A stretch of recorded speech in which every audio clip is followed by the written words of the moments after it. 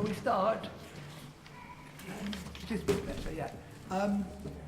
I introduce Ian Fairlie, who's come to talk to us about nuclear power.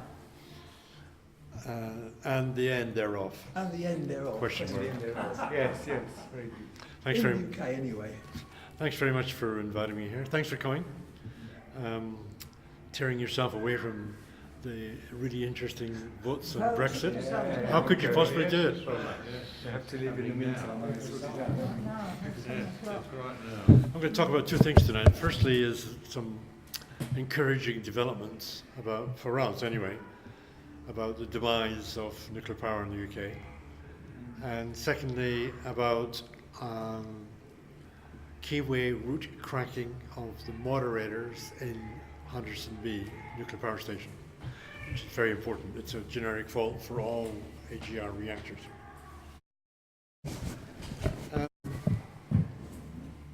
You all know that at the end of last year, both at Wilfa in North Wales and who have had Hitachi plans for building a reactor, and also for 3 reactors up at Moorside in Cumbria. Both of those have been basically on the skids, about the best way of putting it. Basically the financial promoters, Hitachi and Toshiba, have pulled out. They said, although they say nice things to the government, they're keeping it under review and effectively, it's all over. And in terms of the financial promoters pulling out of their interest in the planned reactors in Wilva and Cumbria. Now,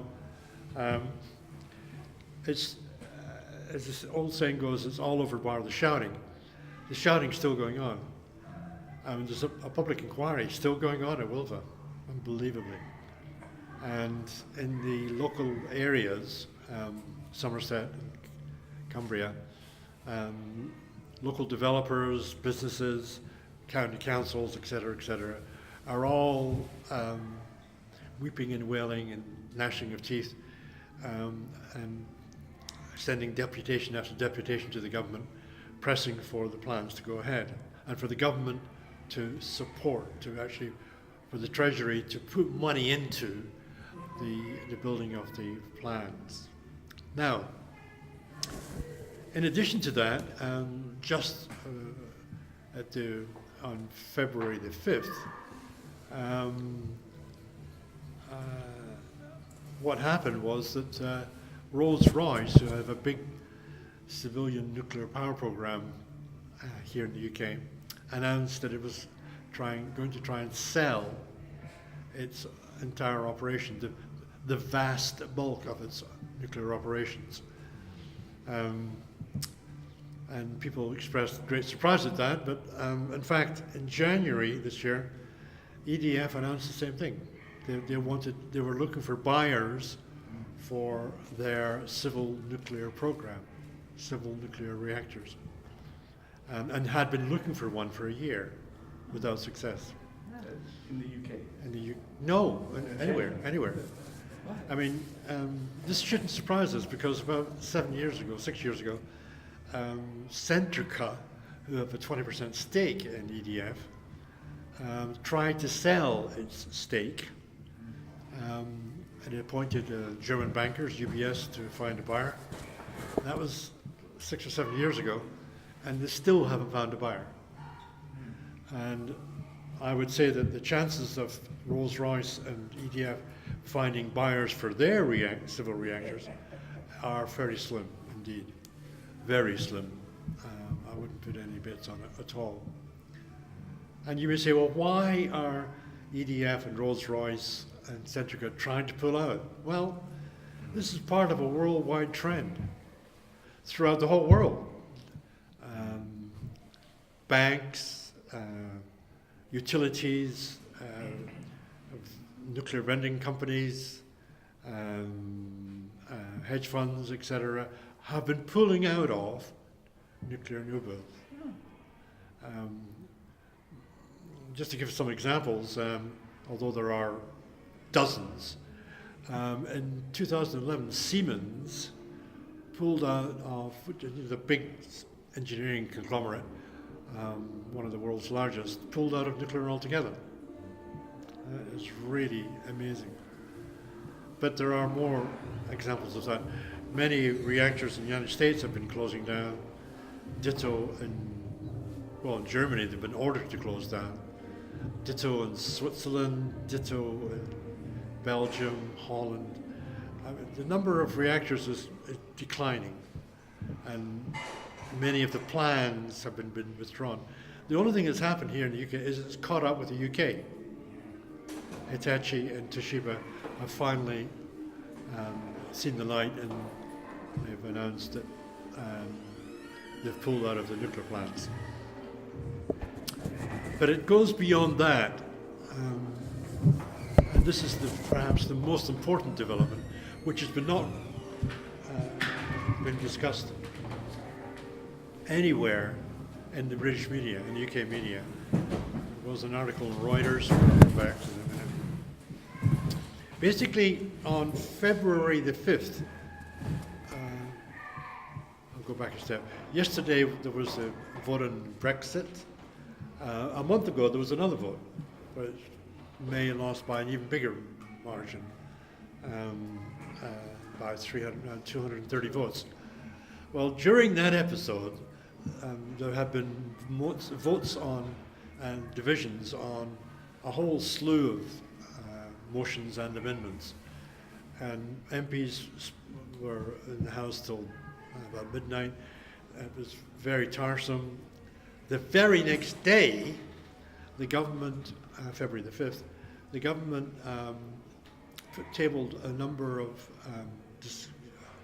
discussions on things that it didn't, which were slightly contentious, and they didn't want the MPs to talk about.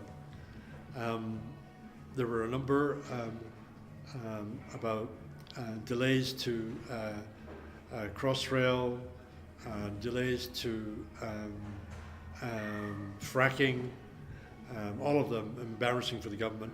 But the most important one was that the government has, I think, announced a change in its pro-nuclear policies. It's basically ditching nuclear. You could say, what? Yes, I know. I will repeat it. I think that the government is ditching nuclear. Now, as I say, this was not covered in any of the UK newspapers, or any newspapers at all. Reuters had all the way, by the way, this is all written in here in this one page, 2 sides. I'll hand it out later.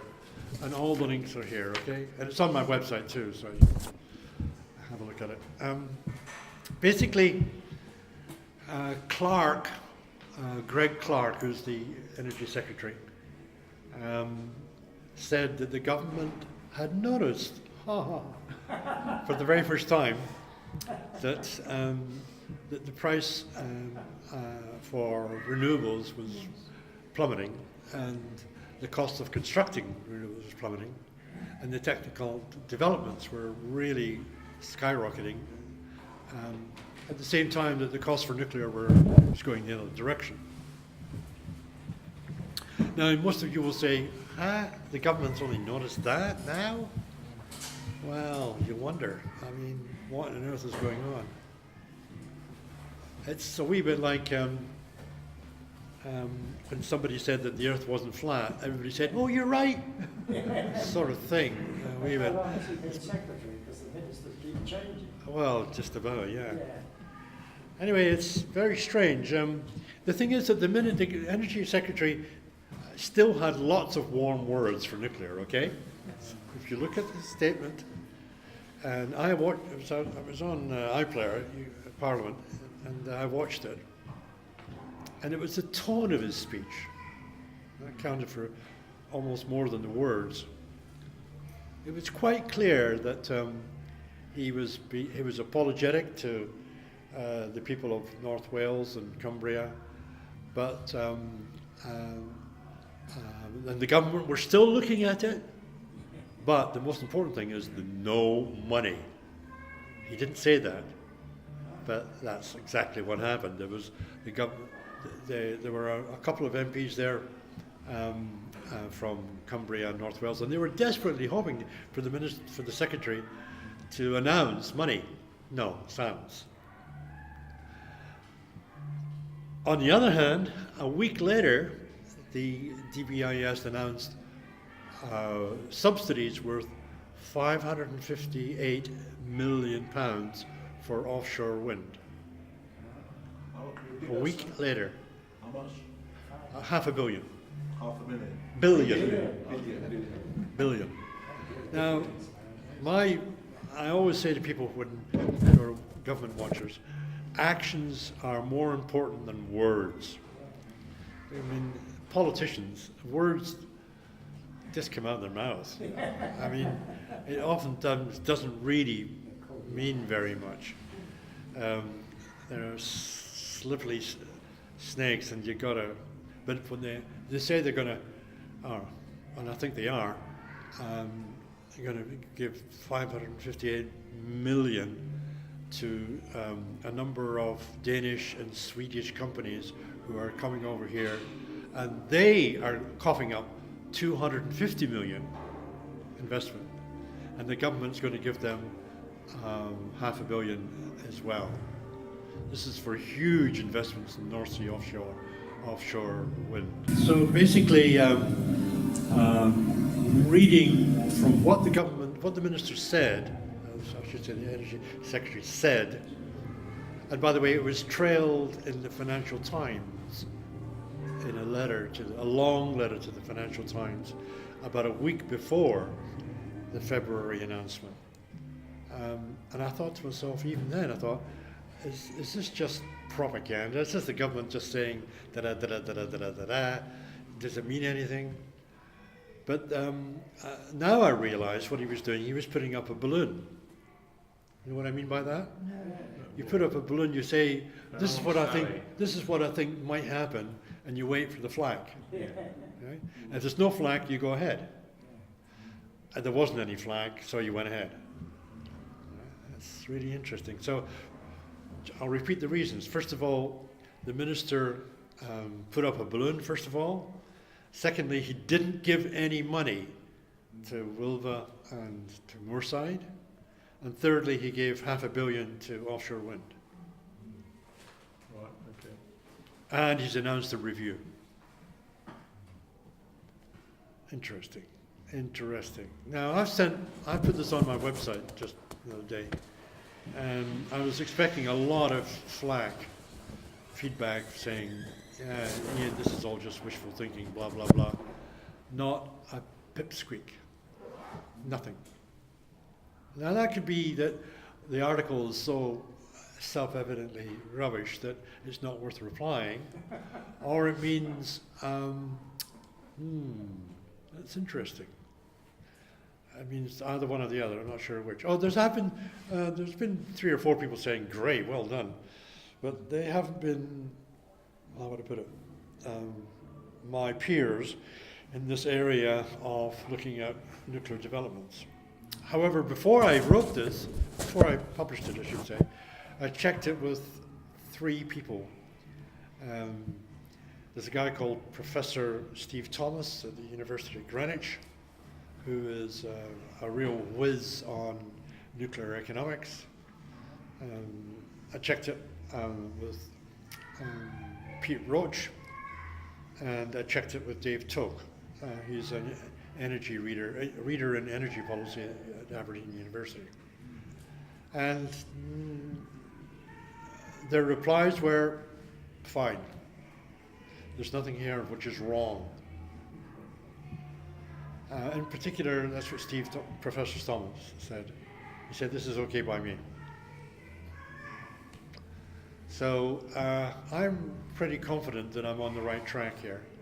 May well be that something crops up that I'm wrong, but I don't normally put things on the website that I don't think are true. I think this is probably likely to happen. Since the end of the year, I've noticed quite a few things. And since Hitachi and Toshiba pulled out, Oh, and by the way, Rick drew my attention to the fact that 6 months ago, Mitsubishi, another giant from Japan, pulled out of a similar plant in Turkey. So that's 3 Japanese companies pulling out. Well, anyway. But there's been other things too. I mean, one of the things is that there aren't a lot of people in the UK who are academically qualified and who've worked in the government and who are anti-nuclear. I can think of maybe 3 people altogether in the UK. And the 3 of us all say that our websites are getting more visitors and we're getting far more emails. Right? Since the end of the year, since Japan companies pulled out, we're getting a lot more traffic, much more interest. These are sort of straws in the wind that I'm telling you about, okay? It's got to the point now whereby I get about 300 emails a day. I can't answer all my emails. These are emails from people saying, from all over the world, but a lot from the UK saying, tell me more about this, tell me more about that. Is it true this? Wow. And so basically, the worm is turning, that's what I'm saying to you. It's quite interesting, the way that I see this happening. Other straws in the wind are that later next week there's going to be, March the 11th this month was the, have I got that right? Was the 8th anniversary of Fukushima? 8th.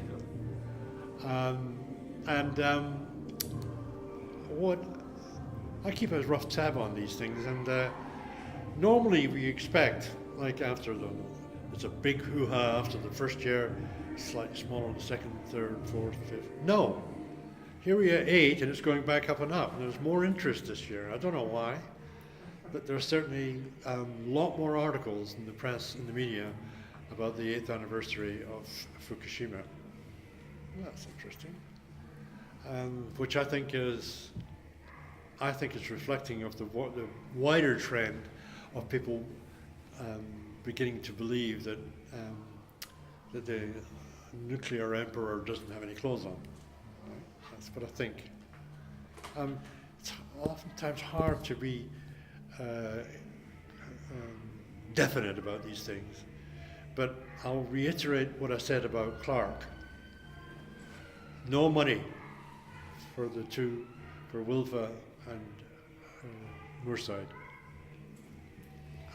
He trailed it with a balloon, his statement with the balloon. Also the fact that he gave $500 million to wind turbines, offshore wind turbines. I think the government really has changed tack, I really do. Or is in the process of changing tack. And notice that it's used Brexit as a camouflage to do so. Because it made the announcement the day after the big Brexit debate, the first debate, not yesterday. So that's the first part, why I think that nuclear is going down the pan here in the UK. And I would repeat that it's not anything unusual. It's just that here in Britain, developments have finally caught up with Britain, because it's been happening around the world for ages. Okay, we're going to go on to heavy-duty technical stuff. Okay. I'm going to talk about Keyway Root Cracking. Oh, goody, goody, goody, I can hear you say. All nuclear reactors have to have a very large hunk of material called a moderator. And what a moderator does is it slows down the neutrons from the nuclear fuel and enables nuclear fission to take place.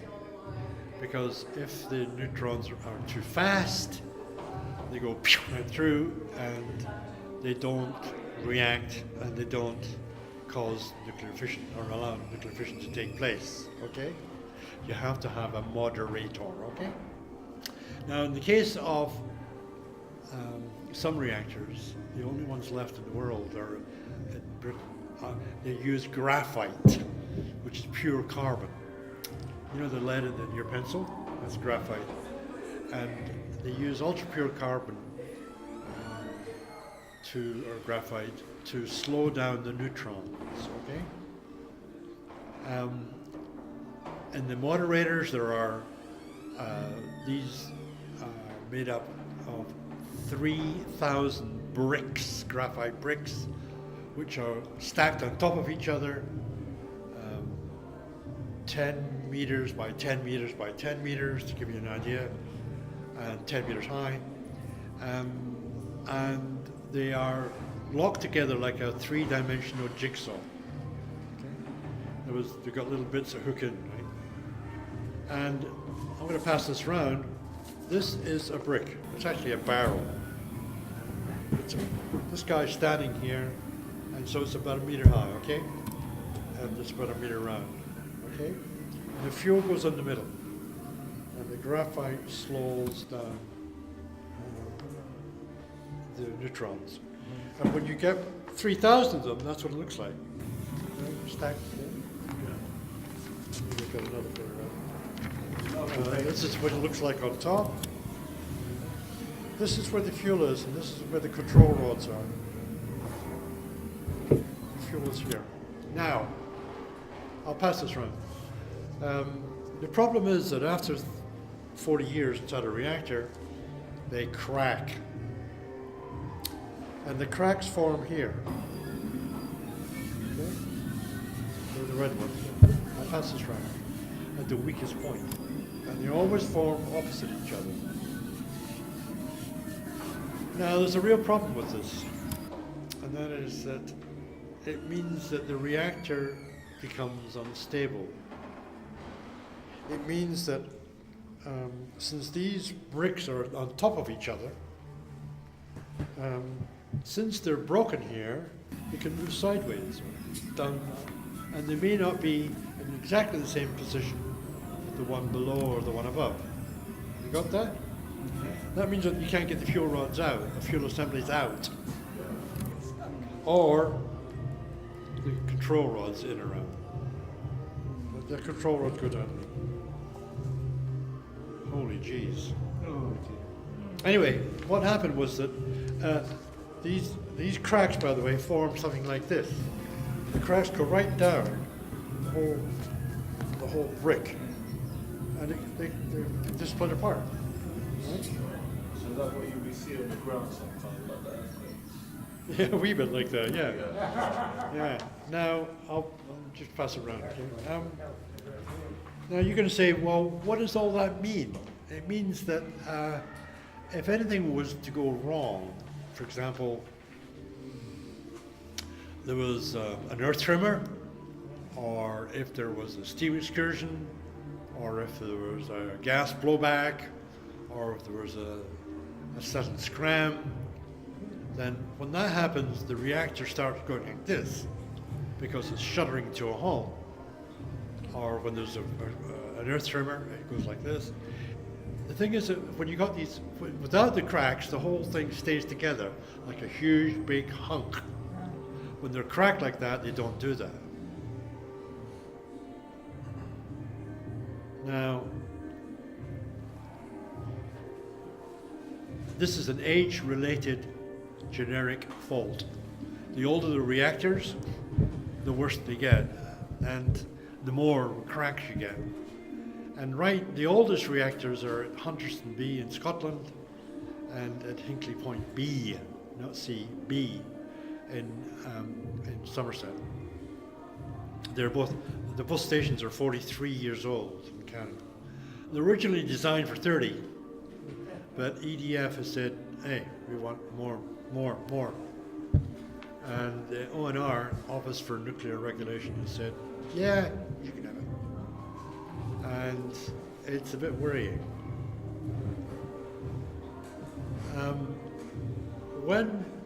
Funny enough, the day after the government announced that it was not going to give money to the Wales and Cumbria, the ONR phoned myself and Sean Morris from Nuclear Free Local Authorities and said, we would like you to come in and have a meeting with us to discuss Keyway Root Cracking. This is called Keyway Root Cracking. We almost fell off our chairs. They have never, ever, ever, ever phoned us or invited us to any meeting.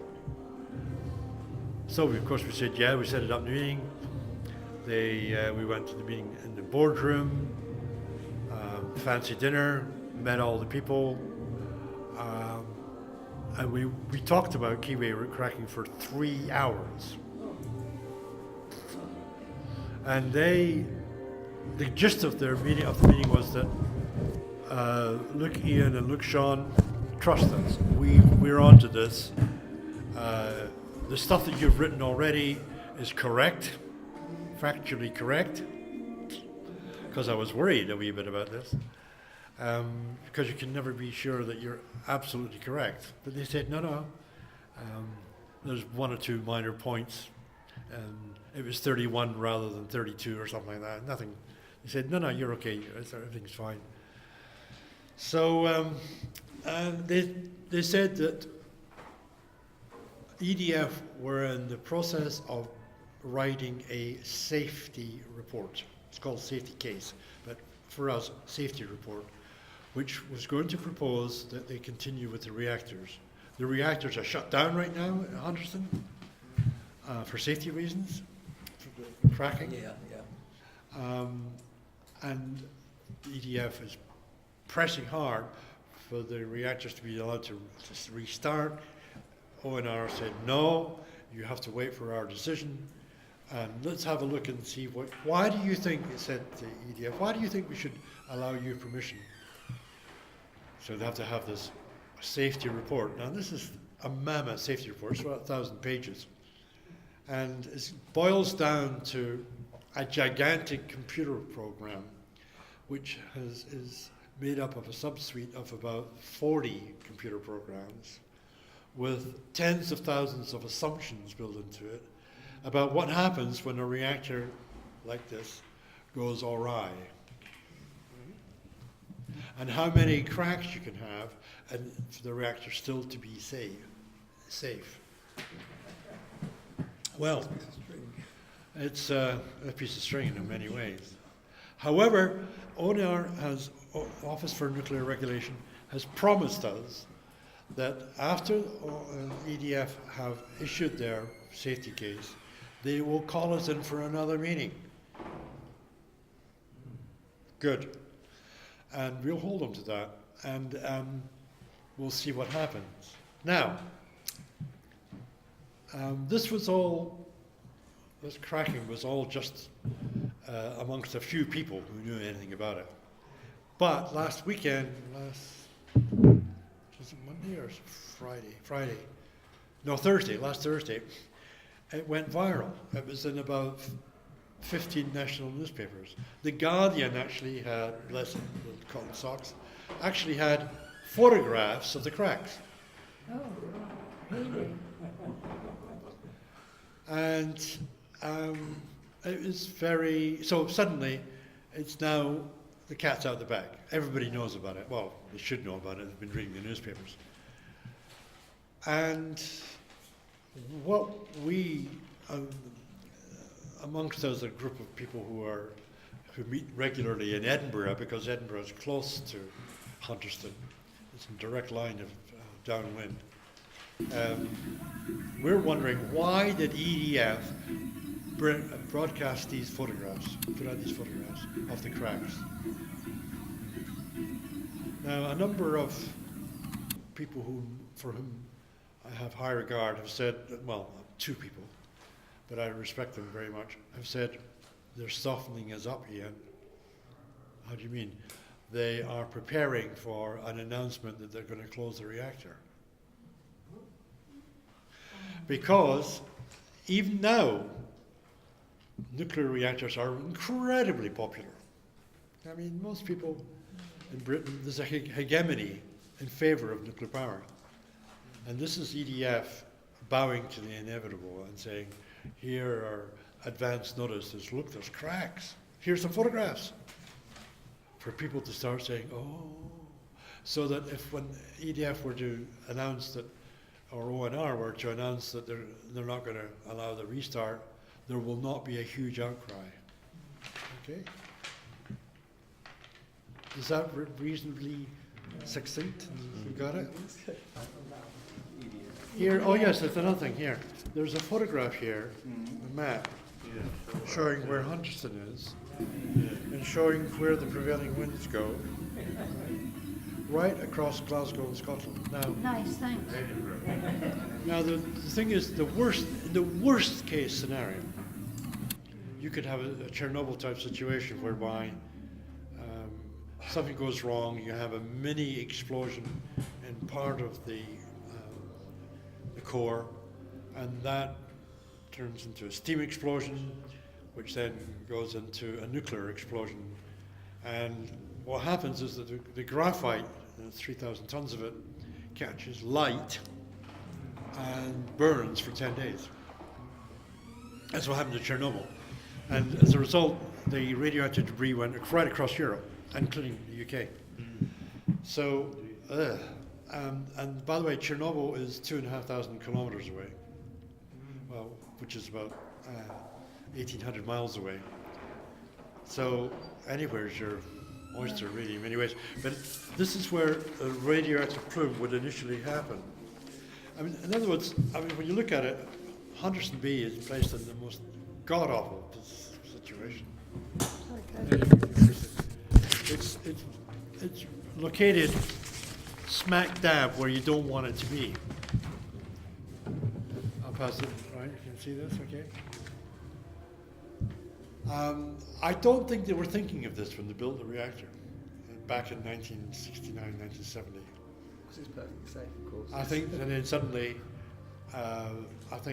maybe later on in the 80s, they realized, oops, daisy, this is very good. So,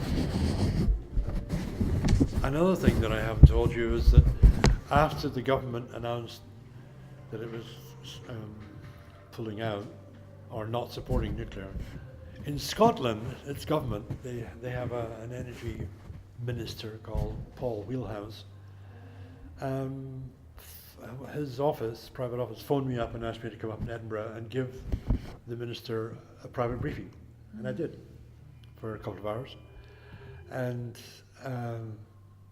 he was quite sober about it. He said he was going to be speaking to the ONR, Office for Nuclear Responsible Regulation, himself, along with his colleagues. The problem is that he doesn't have any expertise in this area, and he's going to have to be guided. And his vital question to me was, Ian, do you trust the ONR? And I said, well, we have to trust them, because there isn't anybody else. Yes, right. And it's the brutal truth. Now, when we saw the people in London on our headquarters, we saw the Deputy Chief Inspector, nice guy, Mr. Urquhart from Stirling in Scotland. In this sort of kind of meetings, you have to judge people by their body language, by how sincere they sound and look, and how they interact with their colleagues, to see if there's any inconsistencies between what they say at various times.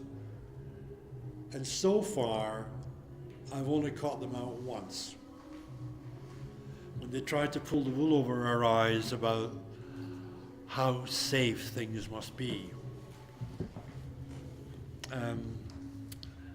The conventional figure is that for a huge, horrible accident, they have to put do a thing called a probabilistic risk assessment. Sorry to throw technical terms at you, PRA, which means they have to assess what the risk is of this happening. And that's really difficult, because this is It is. What are you laughing at? Tell me. No, I'm just, because I think you could laugh. I mean, how do you assess the risk of this happening? I mean, and what they've done is that they run their computer programs and they say 1 in 10 million chance of this happening. If you know your figures, that's 1 in 10 to the 7th. 1 in the 10th to the 7th. So 1 chance in what? 10 million. Probably 1. And that's what they've said. But what's happening is the EDF is saying, no, they want, and they use a different notation. They said, we want to be 99.99% safe. You know what that is? That's 1 in 10,000. Not 1 in 10 million. And we're pulling the wool over our bloody eyes. Yes. And I pointed this out. I said, whoa. That's 10 to the minus 4, not 10 to the minus 7. Yeah. Well, yes, you could say that. Yeah. And he looked at me. The thing is that those are the tricks that scientists get up to, and there aren't many real nuclear scientists that I know of who are going to point these things out. There aren't any. Not that Of course, there's been cracking in other nuclear stations in the country that have been shut down for a time. Is it possible that all of them are cracking? not possible. It is happening. Right. It's a generic fault. So it's a matter of working out probability as to whether you shut them down. No, what you do is If you've got the probability wrong, perhaps you're... And in my longer report on this for NFLA, Nuclear Free Local Authorities, I have the ages of the reactors and say this is going to, it's like dominoes. Firstly, it's Hunterston B, then Hinkley B, then Heysham B, Heysham A, Hartlepool. It goes in that order. And then after these are all stations. After that, the only one left over is Torness up in Scotland and Dungeness in the Kent Coast. In answer to other questions that you may have, people immediately throw up, oh, what about jobs? Jobs, what about jobs? We're going to lose jobs. And to be honest, that it's a major, given the government's austerity program, started by Labour, by the way, it's really outrageous that people are desperate. They'll do anything to keep hold of economic prosperity or keep anything going. I mean, if the government were to announce building a whole bunch of concentration camps to put Jews in, a lot of local authorities would say, yeah. I mean, that may sound bitter and angry, but it's shocking the way that what's been going on. It really has. The unions, for example, anything.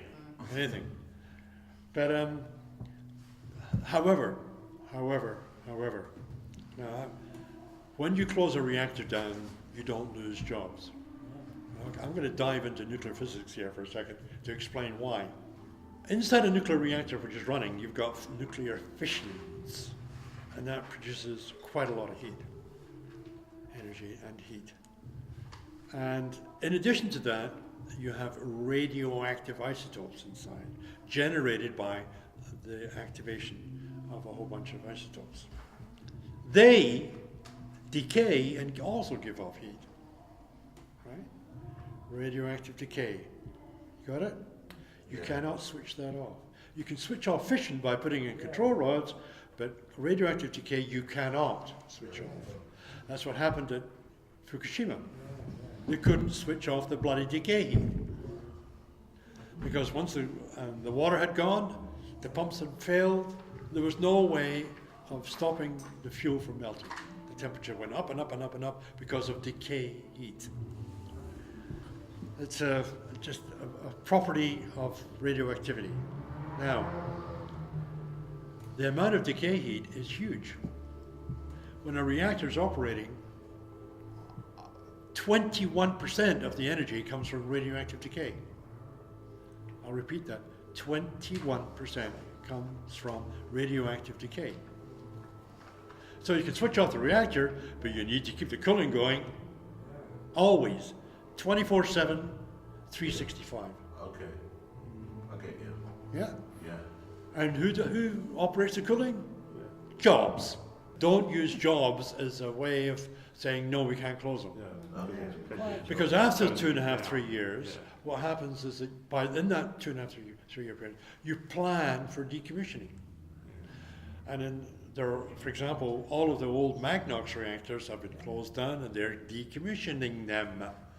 Also the plants at Winfrith and Dunray up north, which are military, they are decommissioning them. Jobs, lots of jobs. In fact, there's more jobs in decommissioning than there are in when the reactor's operating. What? I'll repeat it. There are more jobs in decommissioning than when the reactor operates. Now, get this, we have arguments with the unions about this, and they say, and we tell them, hey, do you want jobs for your members or not? And they say, well, you say that. It's not us saying it. Look at the employment patterns up at Dunray. And you can it goes up like that when decommissioning starts. There are now twice as many jobs at Dunray in decommissioning than when the reactor's operating. When the reactor's operating, you don't need a lot of people. Anyway, so at that point, so jobs is not an issue, okay? Yeah. Now, the next thing they throw at you, because newspapers, whenever you talk about shutting the reactors, they go, no, we can't have that. It's sort of a sacred cow being slaughtered almost. They say jobs. No, it's not jobs. Then the next thing they say is, we need the electricity. No, we do not. Let's take, I couldn't say this I haven't examined England well enough. In Scotland, for example, about 70 to 80% of their entire electrical supply comes from Wind farm. No, Scotland, Yes. 70 to 80%, it's actually 78% last year, comes from renewables. It's the world leader. I am a Scot. I'm quite proud of it. Good. So the point being that wind, wave, tidal, geothermal, hydroelectric in particular, those 5 are generating about 4/5 of Scotland's electricity. Now, that means, and there's more coming on stream. They just opened up a huge pipeline, underground, undersea cable between South Scotland and North Wales, and that's going to go into England. They're going to be piping it into England, all of their excess electricity, because there's going to be huge amounts. You could actually close Hunterston and Torness. Both of those stations are in Scotland, and they put out a lot of electricity when they're running. You could close them down, easy peasy. But the newspapers say, oh, no, you close this down, the lights will go out. And it's totally... The wind stops blowing. That's the whole good. That's right, yeah. And the Well, sun doesn't shine at night. No, that's not true. The point being is that with weather forecasts, you can very accurately predict what to do. And you've got fallbacks. You've got gas-fired power stations, not big ones, but you've got them. You can import. You can do storage. In Scotland, they've got quite a few places like just outside of Oman, I forget the name of it, where you pump up during the night the water, and then during the day you put it down through turbines. Like exactly right. That's bigger. Yes, that's quite big actually. Yes. Yeah, you could do that. But more and more, what's happening is that they're building batteries. And that's the development. That's the big development. Which means that, for example, car batteries, electric car batteries, where you come home at night, plug it in, and they use the electricity which is generated at night, which isn't used, people are asleep, and they use it for charging up car batteries. And what they can do is, if you leave your car, enough people leave the car there, you can tap into that car battery even during the day. There's all sorts of things that happen. Another thing is that they say, oh, well, look, solar, it only shines when the sun shines. Oh, yeah, so we need electricity in the middle of the night, do we? No, we don't. If you look at the diurnal swings of electricity demand, there's huge peaks during the day, nothing at night. In fact, it's so bad, the disparity in the peaks and troughs, that France, which 75% of its electricity comes from nuclear, they have a horrible problem. What do you do with all the electricity that they generate at night time? Sorry? Export it to You're right. Yeah? Keep on going. Keep on. All of the countries around Europe. There's so much electricity coming out from France at night time for those nuclear reactors, which you cannot switch off, although they try to load follow. But load following is really dangerous because that's what happened to Chernobyl. They were trying to load follow. Load follow. When the load goes down, so they try and crank the reactor down, but there comes a certain point where it just goes, no, I've had enough. I'm dramatizing, but that's effectively what happens. Now, and they can't do it, so they can only load follow maybe about 5% or so, at the very most. So what do they do with all that electricity? UK, Belgium, Germany, Austria, France, Italy, Spain. They shove it out everywhere. However, those countries also don't need electricity at night. So it gets worse. France pays these countries to take their electricity. You think I'm joking? I am not joking.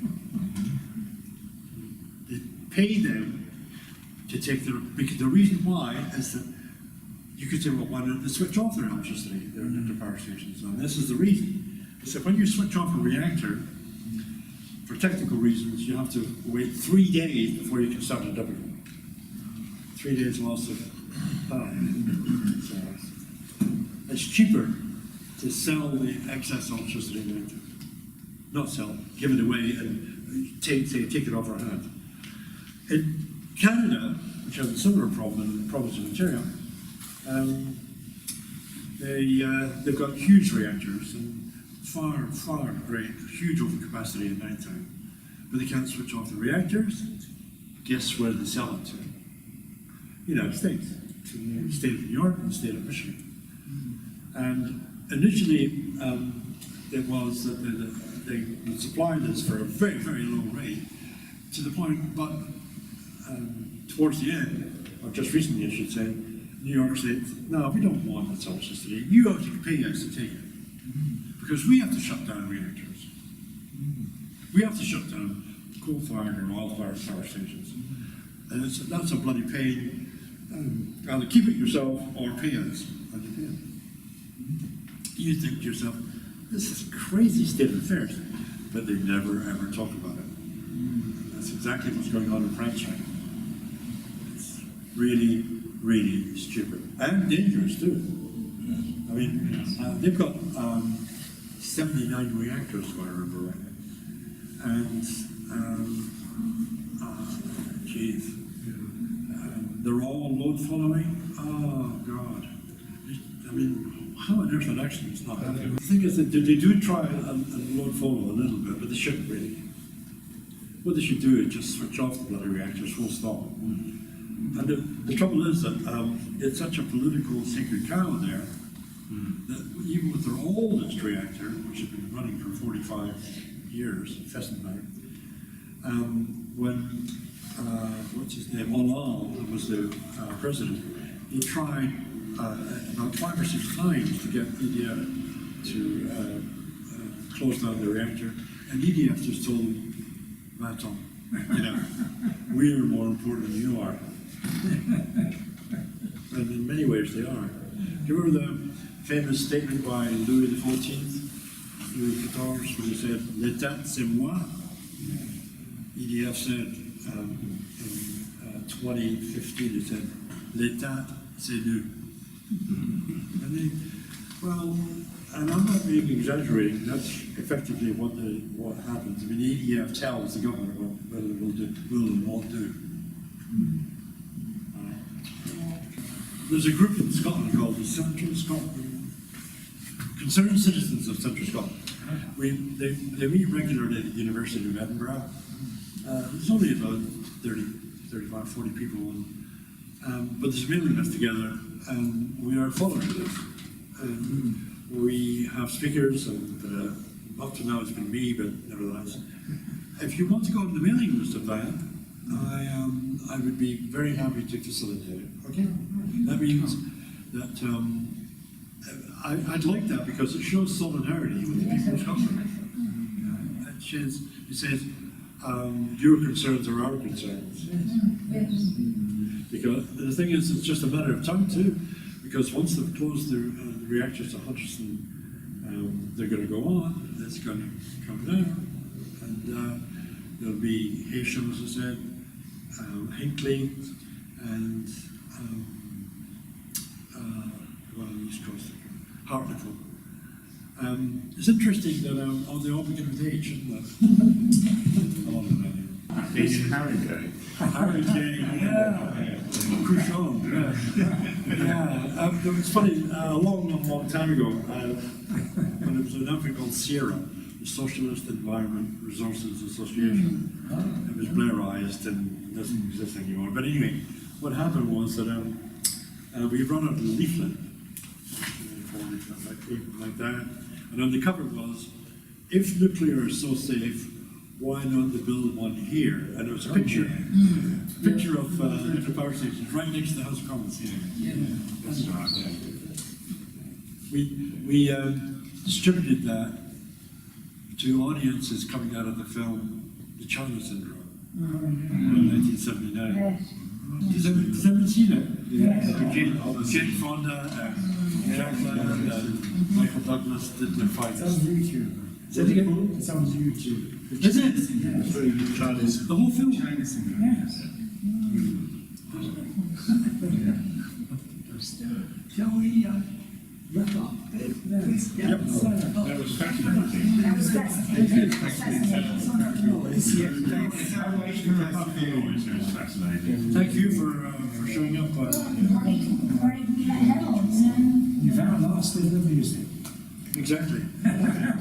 Select the email addresses of those who are interested, okay?